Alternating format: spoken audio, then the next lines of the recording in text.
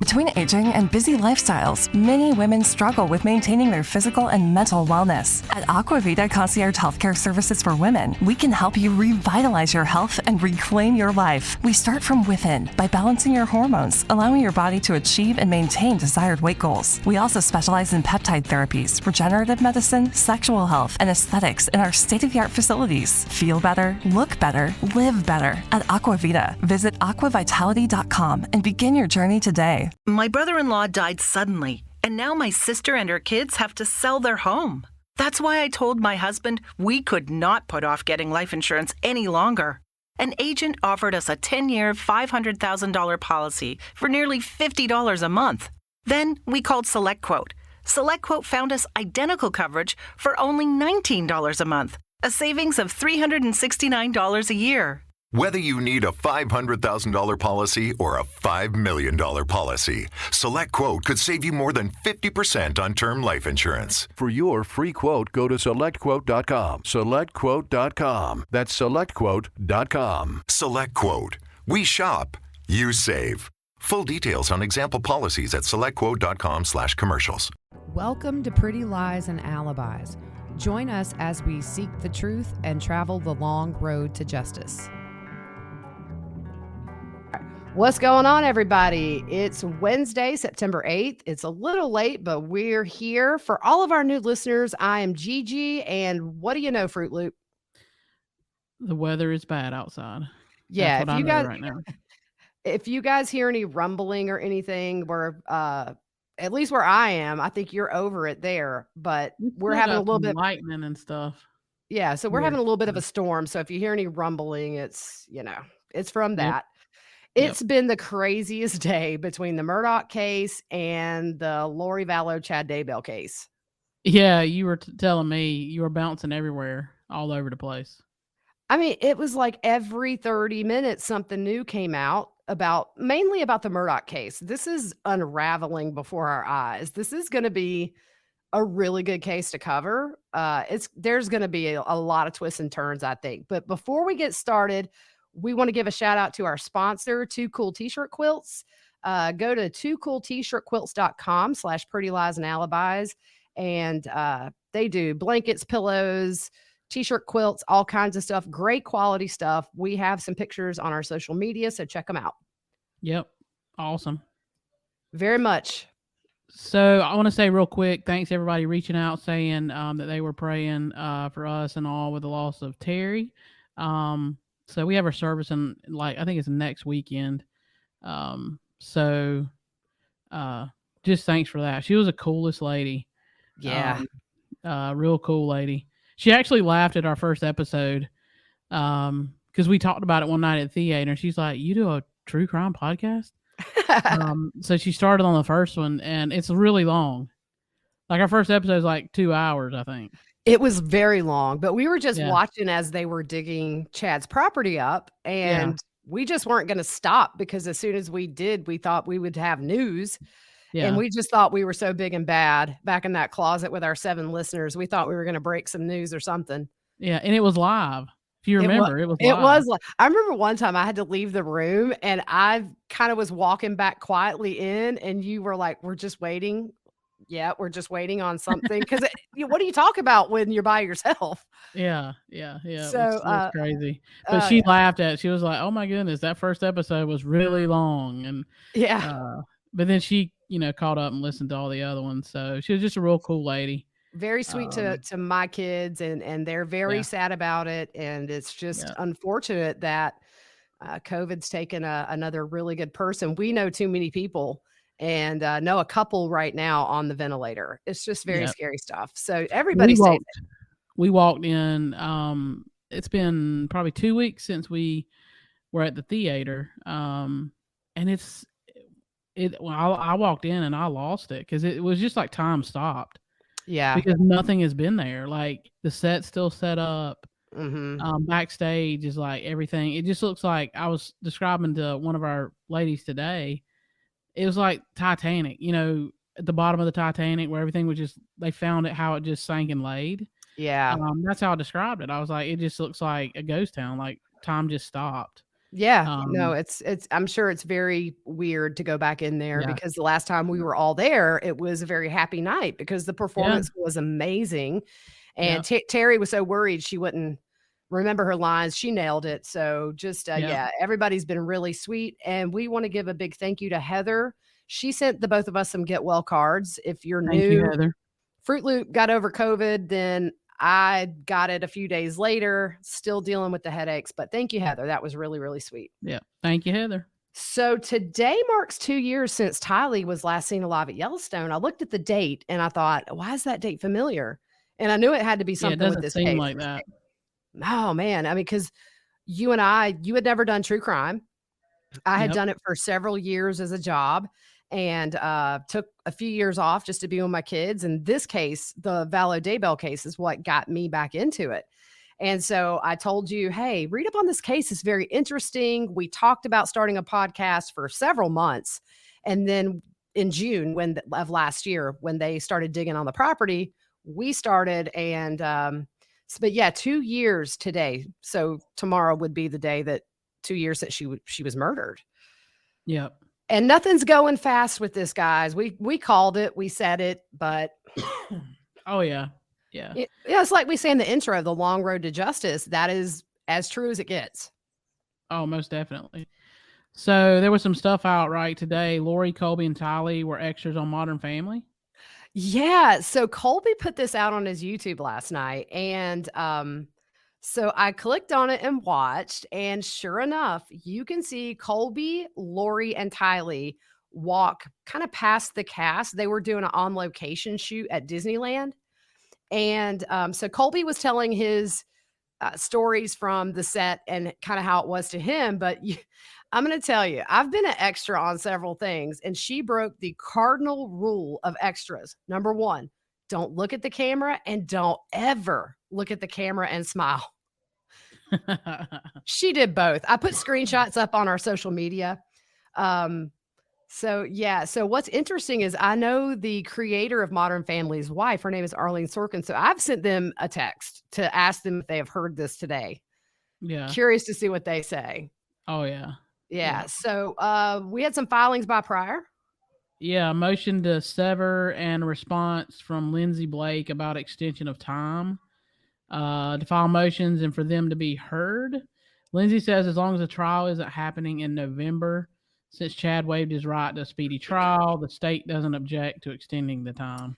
Well, now we know that the trial for November was canceled. There's a lot of things that needs to happen before that trial. And as you know, Chad just recently waived his right to a speedy trial. So the state doesn't object at this point. Yeah. We know that Pryor is going to file a motion to dismiss at some point. The grand jury transcripts aren't available. So, and then you're going to have this motion to sever the cases. Yeah. And then October, right? October 5th and 6th is the change of venue hearing. Sorry, guys, we're still very much getting over COVID, and so we're both our coughs are like dueling banjos. I know, right? Like I go, you go. Sorry, guys. Okay, I just want to say, he still looks like Carl Spackler sitting there. I know, right? Caddyshack, Bill Murray and Caddyshack. That's who he still looks like. Him and Pryor both look like statues. I was just the only way I knew my screen wasn't frozen is I saw them blink. Yeah, I'm like, why is he even there? Yeah. Like, why is he on there? I think he just wants to be present, to be involved, or to look involved in his defense. So the status conference for Lori was today, and as expected, they extended her commitment for 180 days. So now that puts us into March before she's deemed competent. So we'll see what happens. I mean, they said if they get a progress report before then where they say that she's competent, they would have a hearing and get the ball rolling. If you remember, she still has to have her first appearance in her arraignment. Yeah. Yeah, because she hasn't done any of that. I just want to know what's going on. Like, that's where my mind goes. Did Chad flip? Does she know he flipped? Is that why she flipped? I mean, look, it's really clear after watching the 48 hours with his kids and then again this motion to sever that they're not going to be united. We said it way back when they got arrested. There's no way they're going to be this united front through trial in prison for the rest of their life. Yeah. I mean, from what the kids say, you know, they're talking framed and all this stuff. So we said that screams, I'm flipping. So I wonder if Yeah. she's heard that. I think it's probably a combination of things. I think she would never imagine that Chad would flip on her, number Yeah. one. I really thought it would be the other way around. I really Yeah. thought Lori would flip because that's what she's always done to her husbands when she's finished with them, throws them under the bus and tries to come out as clean as she can. But I also think back to when we were doing our Glimpse at Life series back when we had time to fill in, we don't now. The lady that we know that I know that's in prison for life said that you get to that point to where when you're in jail and you've been in there a hot minute, reality sets in that you're never probably going to walk out of those doors free. And a lot of people will break down, attempt suicide, that kind of thing, because all of a sudden the light bulb goes off that you're not going to have this happy ending like you see on TV shows and movies. Yeah. You're going to be in. Who knows? It's kind of like what came first, the chicken or the egg. But yeah, so 180 days, guys, March of next year. I think So she'll the take it all. Oh, yeah. Yeah. So the judge also extended time to hear motions for Chad since the November trial is off schedule now. Right. That's going to be the change of venue, the motion to sever. God knows what else they'll have a hearing for. Now, there was something that was put on the website just today that I saw, but it was actually filed on July 26th. This was prior objecting to the use of fingerprints, but asking that the samples be saved. So that goes to tell you they've got his fingerprints somewhere his lawyer doesn't want the jury to hear about. Yep. Hey, before we forget, Means was in the hotel room.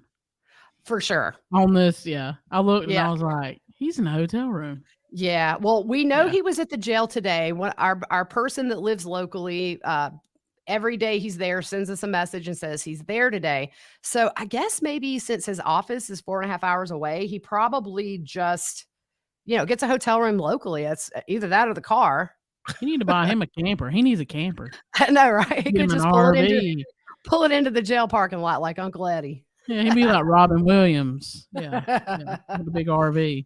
All right. So we're going to hop into this Murdaugh stuff because it is just crazy. I mean, so many things came out today that we kind of thought. So let's get into it. So Alec has been suspended from practicing law by the South Carolina Supreme Court, which we knew that was coming. Oh, yeah. Somebody was on. It may be in here. I don't think I saw it, but somebody was on Today's Show today, right? I don't know if anybody was on the Today Show. I briefly, they were reporting on it. I think they had like a talking head on there who was just talking. Head? That's what I call people that are a talking head, No, you know where I just went with that? You remember that MTV guy? What was his name? Max Headroom? Yeah. Oh, yeah. So the order said that Alec was suspended under Rule 17B of the South Carolina Appellate Court rules, which says upon receipt of sufficient evidence demonstrating that a lawyer poses a substantial threat of serious harm to the public or the administration of justice, the Supreme Court may place the lawyer on suspension pending a final determination in any proceeding under these rules. So we thought that was coming. Now, his brother Randy issued a statement today. What did that say? So he said, I was shocked just as the rest of my PMPED family, that's the law firm, to learn of my brother Alec's drug addiction and stealing of money. I love my law firm family and also love Alex as my brother. While I will support him in his recovery, I do not support, condone, or excuse his conduct in stealing by manipulating his most trusted relationships. I will continue to pursue my client's interest with the highest degree of honesty and integrity, as I always have. Yeah, so I was wondering if he was going to put a statement out, especially after Saturday and everything that's come after, because it's not looking good for old Alec. Well, how embarrassing is that? I mean, his great-grandfather started this law firm, right? Yeah, I mean, I think, 80 years? Yeah, that's crazy. This has been, I'm going to say this, I think their days of ruling the Low Country are over. Yeah. This is going to be the subject of a ton of documentaries, and Netflix is going to need 5 seasons to cover this. And I'm just blown away, but I don't think we have seen the start of what's going to come out about this family. Yeah. And all these suspensions are standard procedure when anything happens like that with an attorney, especially when they're accused of taking funds, right? Right. Any kind of misconduct, Yeah. they'll temporarily suspend until I guess there's an investigation done. But yesterday, before the suspension, they had said that he was forbidden from volunteering with the solicitor's office, which I mean, well, yeah, obviously. Yeah. Yeah. Okay. So this next thing, I was like, this is stupid. So the knife used to slash his tire has been recovered, and it is believed to belong to him. Oh my goodness. Okay. Moron. Hey, Scott can have him on for the dumbest criminal of the day or whatever. There you go. We'll tell Scott Reich. Scott Reich. Yeah, go ahead. His headline story is also his dumb criminal of the day. Yeah. I'm curious to find out about the gun, because we don't know for sure that he was. Well, they said he was shot, but what do you do with the gun? I mean, do you just throw it in the woods?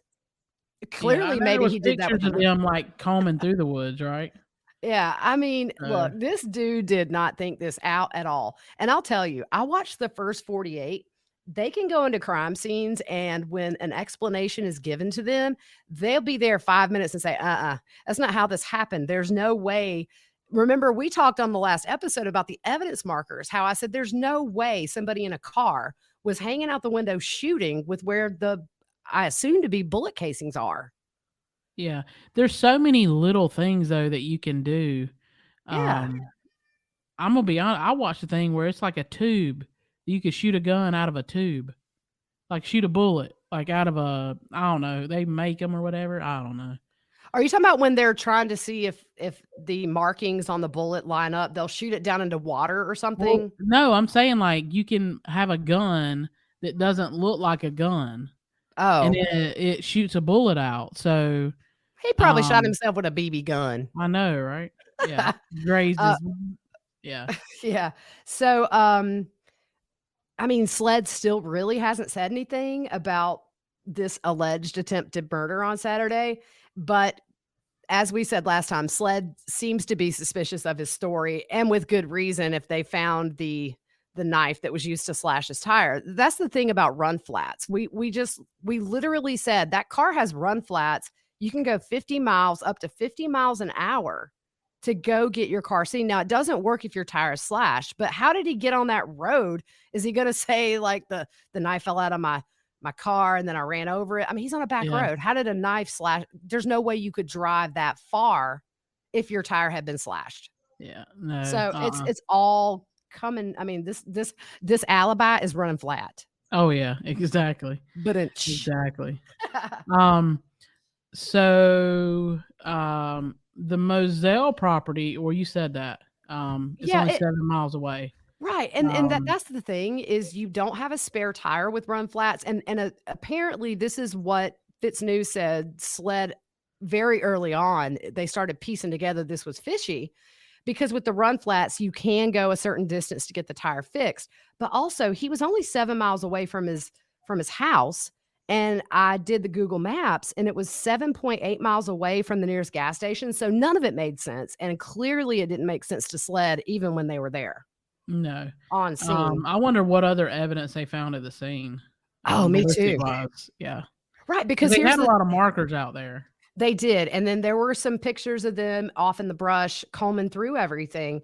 I just wonder, did they find bullets? And also, my big question, if they were suspicious on scene, I really wonder, did they swab his hands for gunshot residue at the hospital? I hope so. I do too. But we know they didn't with Lori and Alex and them. No, they just kind of trusted that. But we don't know what they have found thus far. So it could be that Alex is on their radar for other things. And we said on the last episode, until law enforcement names him as a suspect, we're not going to go there in the double murders. Yeah. But we don't know what they have. So this could have been the push they needed maybe to really crack this case open. And I think at some point they're going to have to make a statement. Yeah. I wonder, and some of our police people who sometimes listen to our podcast, is there like protocol for testing for gunshot residue? I think you have to have a warrant. Because you think about it, they didn't test Lori or anybody when Charles was shot. Nope. I mean, obviously, Alex would have had some on him because he, shot, or he says he shot him. Right. But so Yeah. I wonder if there's a protocol. I don't know. So that'd be interesting to know. Here's what's crazy. Fitz News was told that the total Alex may have taken from the law firm could be as high as 8 figures. Sheesh, what are they doing with all that money? When we're covering cases, we go on people's social media and see what's public. It looks like they entertained a lot of people at that hunting property. There were a lot of pictures there was a picture of them on a private jet. There were pictures of them going to NCAA tournaments. It's kind of one of those things you wonder, did he live so far beyond his means that he had to use the law firm? Because this is nothing that happened, I don't think, since June. This has probably been going on for a few years. Wow. Yeah, you slowly take money. And so, but they definitely had money, I guess. But, then again, looks to me deceiving. Why is he taking potentially tens of millions of dollars if he's that well off? Yeah. There's a bunch of speculation. There's a lot of things. And he was an addict, and we don't know, where is he getting his stuff? Sometimes if you have money and power, you find a physician that will write them freely for you. Or is he going to the random dude that supplies that whole town with OxyContin? Yeah. I mean, we just don't know, but I'm curious. Is he paying hush money to somebody? That's what I was going to say. Yeah, you can speculate all day long. Yeah. As much as was going on down there, yeah, it could be. No telling. So the law partners went to the scene of the crime on Saturday. I mean, they walked up and said, "Hey, he's stealing money from this law firm." So they weren't playing. Dude, they went up. They didn't release a statement that day. We hope he's okay. In fact, they got in their car and said, he's stealing money. And at that point, all they knew, he was airlifted. But then again, if the story is he called 911, which I want to hear that call. And then he called his brother. So maybe the law partners knew, because he is part of that law firm. So I'm sure they probably knew at that point. If they knew it was a graze situation, it sounded hokey, they might have said, we're just going to go public with this right now, because this is about to get ugly. So it'd be like one of the shows I watch, when you got the little rookie cop guarding the line. Somebody walks up to him and says, "I know something," Right. Yeah. He's stealing money. Yeah. Well, listen, here's the thing. Just with that alone, he could be facing a lot of time in prison for that embezzlement. Yeah, look at the amount. Yeah, that's a lot of money. Although I did look at some cases in South Carolina, and it looked like people that were stealing that amount, some of them got less than 10 years. But then again, now he's going to have this whole beast of Saturday filing, if he did this to himself. I mean, that's a crime when you try to frame some non-existent couple of guys in a truck. I mean, so I think, the walls are closing in on him really quickly, which is why I think, he's in rehab right now. So, yeah. So wasn't there some other stuff about Maggie hired a forensic accountant? She did. So this was reported by Crime Online, and they said that Maggie had hired a forensic accountant shortly before her death. And that just screams to me, maybe she was going to divorce Alec, because that's what rich people do when they're about to get a divorce, is they need a forensic accountant. I'm sure she probably knew he had drug issues, and she may have even known about, we don't know if she knew about him stealing money. A lot of times the wives don't know. Yeah. So we may never know. She could have confided in somebody.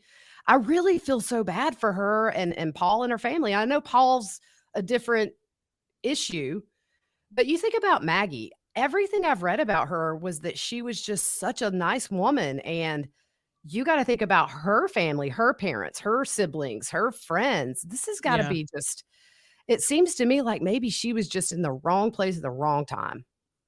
Yeah. Yeah. So sad. Yeah. But I mean, look at the stresses of what was happening in their marriage. You've got a rumored possible mistress. She probably knew about the addiction, the money laundering. I mean, and then you've got this whole issue with Paul. He was facing prison. Yeah. So I'm sure all that breaks down a marriage if it's not super, super strong, and probably would break down even the strongest marriage with that kind of stress. What do you think? I mean, he was born with a silver spoon in his mouth. Very much so. Yeah. Yeah, I mean, and then you kind of get into that whole psychology of it. I mean, everybody in that area for the most part knew that Paul was a little bit of a problem, but man, it's kind of like, is he a product of his environment? He was a young man. He was very young. A lot of times Yeah. kids that are catered to and never told no just don't understand consequence, and they don't foresee that something really terrible can happen when you drink and get super drunk and drive a boat. Yeah. Part of that's being invincible as a young person. You don't think you're going to die or cause somebody to die when you're young. So I was just thinking about all that today. Now that a lot of this stuff has come out about Alex, it makes you wonder, I mean, but then again, you say he was a young man. He was 19, 20 years old. He knew right from wrong. But Yeah. then again, when you're not disciplined as a kid, or you're not put on a path where you're learned to be responsible and accountable for your actions, these kind of things happen, unfortunately. And Mallory was the first one associated with all this to lose her life. Yep. Yep. So I'm just curious too, going back to the double murders, it's been said that he has an alibi. He had been to the hospital to see his father, and then he checked on his mother. I'm curious about the timeline with the 911 call to see what time did he leave that hospital? What time, you know what I'm saying? I'm sure they've got surveillance from gas stations and anywhere on the route that he would take to get home. There's just so much that's going to come out about this case, and I'm here for it. Yep. I totally agree. So that's all we have for today. Lots of stuff going on. We'll keep you updated on Facebook and Twitter, Instagram. So follow us all across the board. Tell a friend if you know they're interested in these cases to give us a listen. And we try to keep it honest and try to keep it factual. And we speculate a little bit, but not to the point to where, it's damaging to anybody. So, but we just want to thank you guys. We have a ton of new listeners and followers. So welcome to you guys. Yeah, my phone it's like blowing up all day. I've had to cut my alerts off because every minute, literally, there's a comment, there's a message, and we love it. And we literally try to answer all of them that we can. I've let YouTube slip a little bit just because I've been so active. Been on there some. Yeah. Yeah. So, but we appreciate you guys. If you want a sticker, I'm going to be sending those out probably tomorrow. Code word is Sherlock, who, by the way, is at my door meowing. And we'll send us your address with the code word Sherlock, and we'll send you one in the mail. They're free. And so anybody who's requested one, probably in the last 3 weeks, we're sending those out tomorrow. But we just want to say how much we appreciate all you guys. Yep. We really do. So we will be back later on in the week, and maybe sooner if something big happens. Sounds good. Have a good night.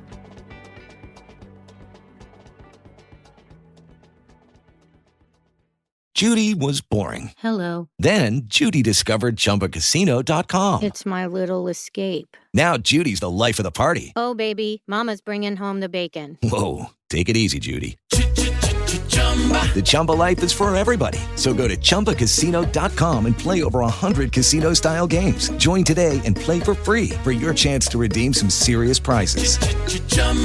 ChumbaCasino.com. No purchase necessary. Void where prohibited by law. 18+ terms and conditions apply. See website for details. Wells Fargo presents one of the surest ways to grow your money. A Wells Fargo CD account, where you can earn a 5.00% annual percentage yield on an 11-month term with a minimum opening deposit of $5,000. Visit a Wells Fargo branch or wellsfargo.com/CD rates to open a CD account and start growing your savings with us. Wells Fargo Bank, N.A., member FDIC.